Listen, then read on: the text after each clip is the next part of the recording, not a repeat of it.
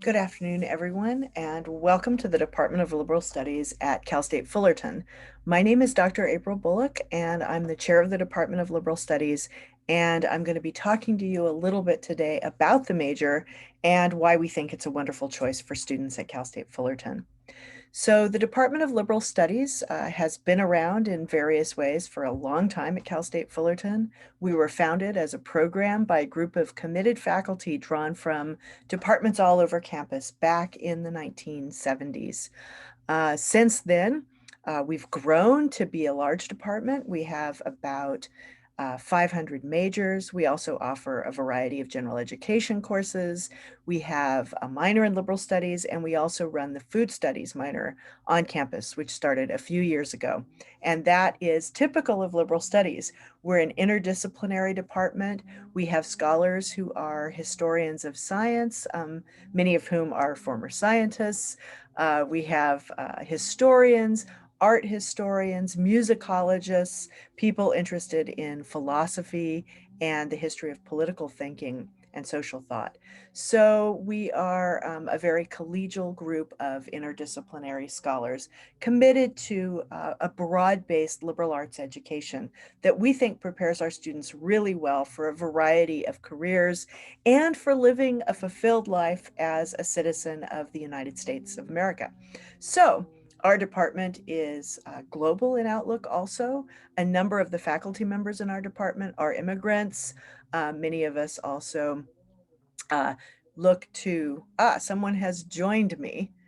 Um, Hi, I have just got started. Oh, no, they left. Okay. Um, in our department's lounge, which is in the middle of where all the faculty offices are. So students and faculty have a lot of casual contact in our department. We get to see each other, answer questions, talk about things that came up in class, talk about movies, things like that, books we're reading.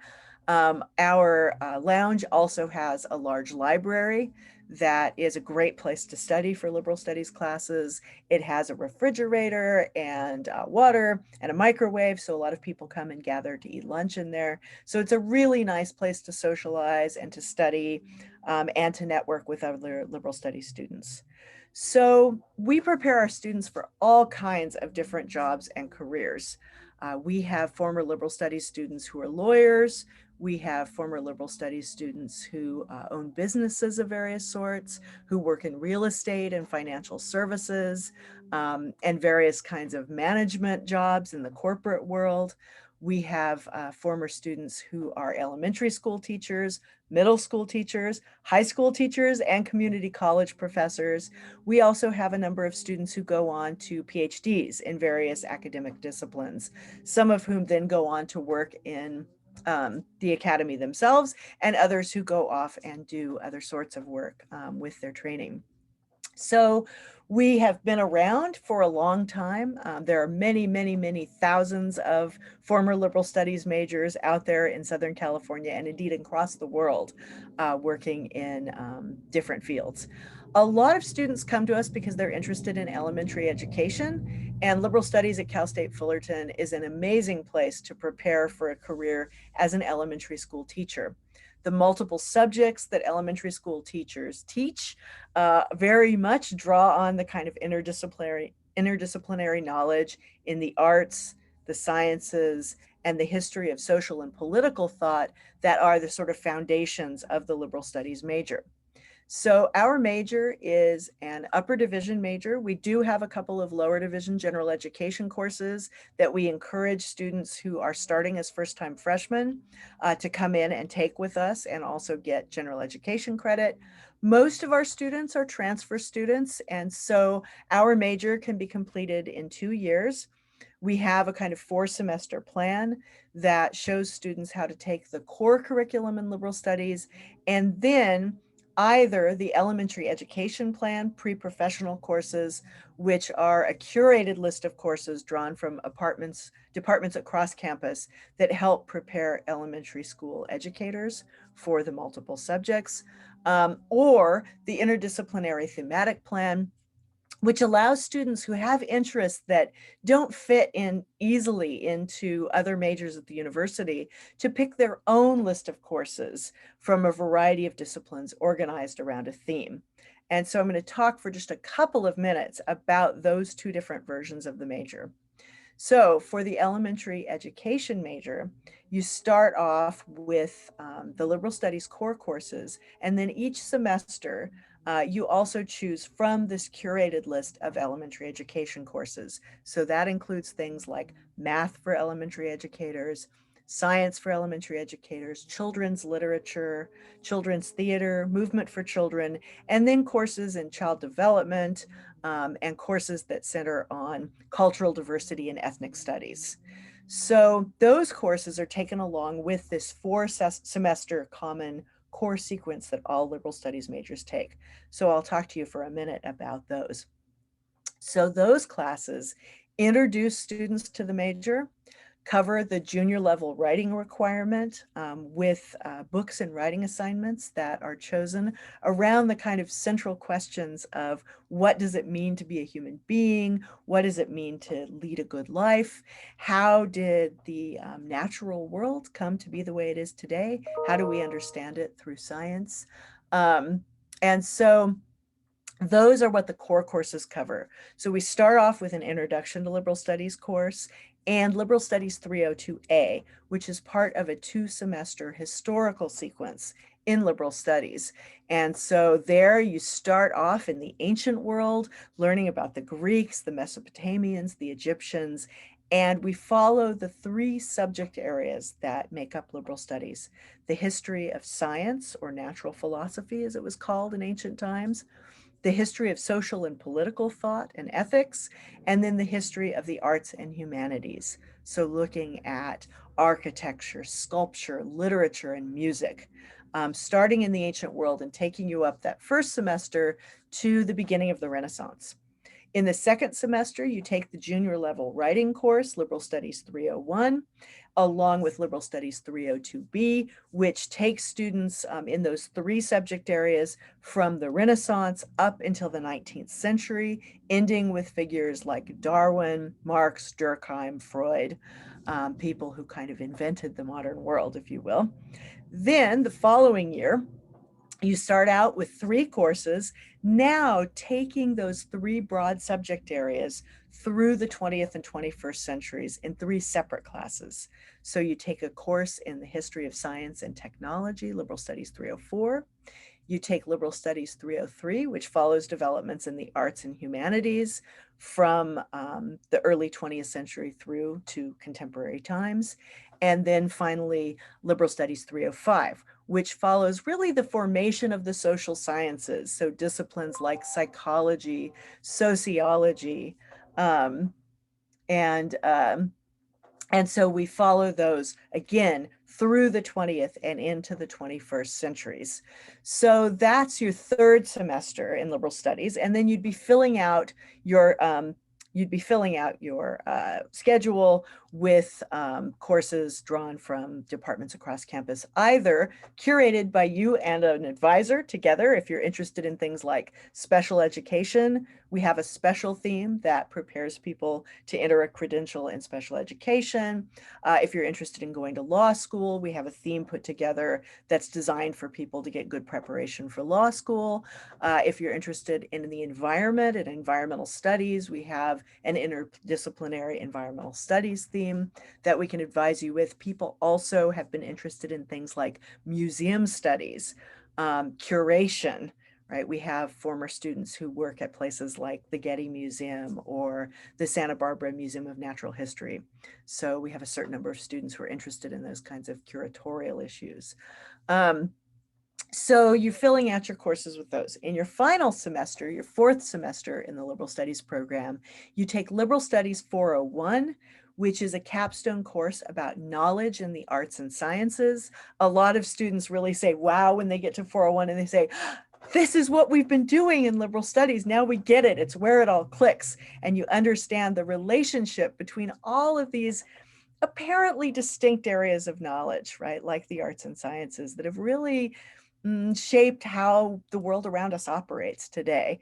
right? Then you also choose a senior seminar, which is, we have a number of different senior seminars. We have a senior seminar in cultural diversity.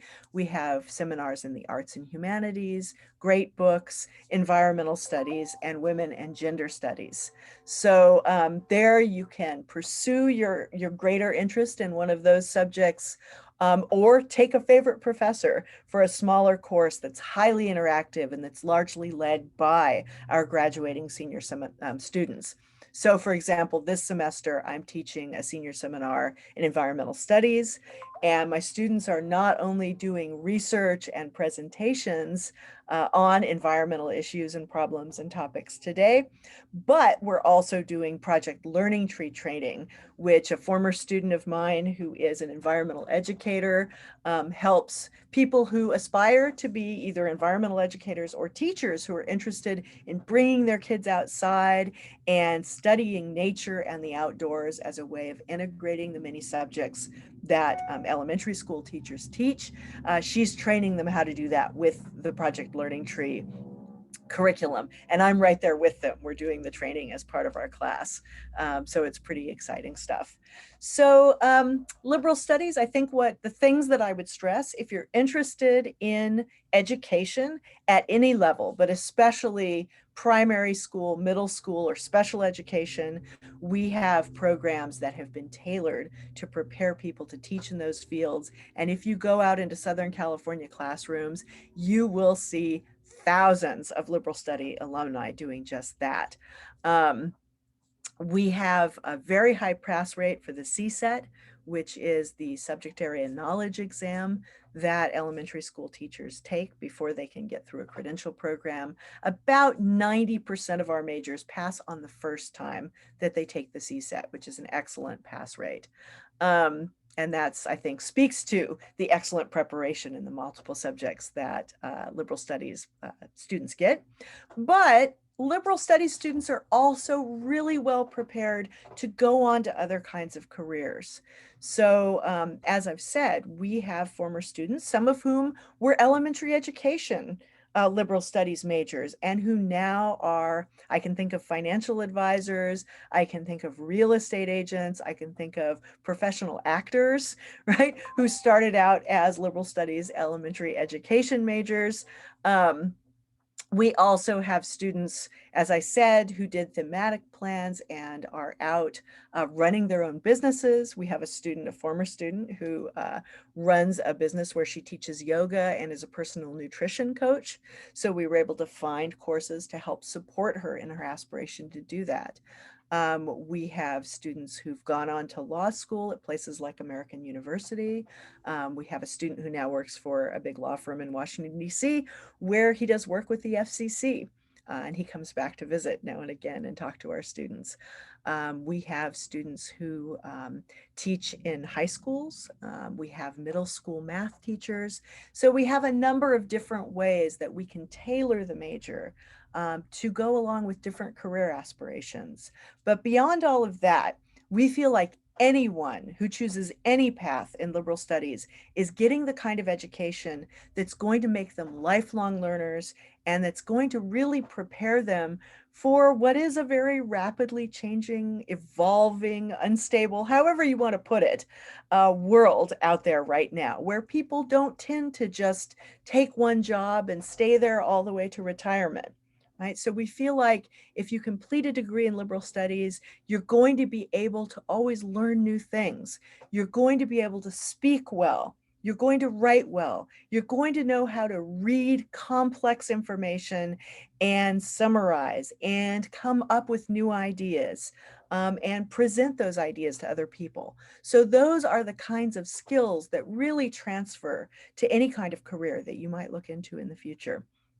So we think that regardless of which plan you follow in liberal studies, whether it's a plan tailored for special education, a plan tailored to people who want to teach middle school math or social studies, or indeed high school. We have people training to be high school English teachers. We have an alumnus who was once a large animal handler and who is now an award-winning high school and community college science teacher.